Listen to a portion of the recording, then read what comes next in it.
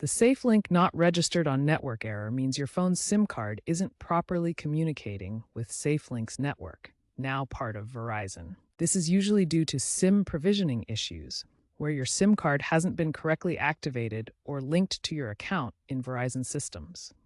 When this happens, your phone can't connect to cell towers, preventing calls and data use. This video will show you how to resolve this issue. First, we're going to check SIM card provisioning and then carrier settings.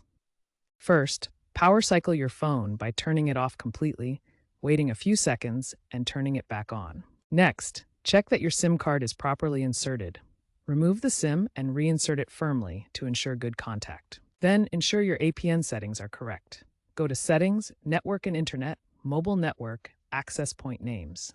If no SafeLink APN exists, add one using information from their website or app. If problems persist, call SafeLink support for manual SIM provisioning or request a SIM replacement if nothing else works.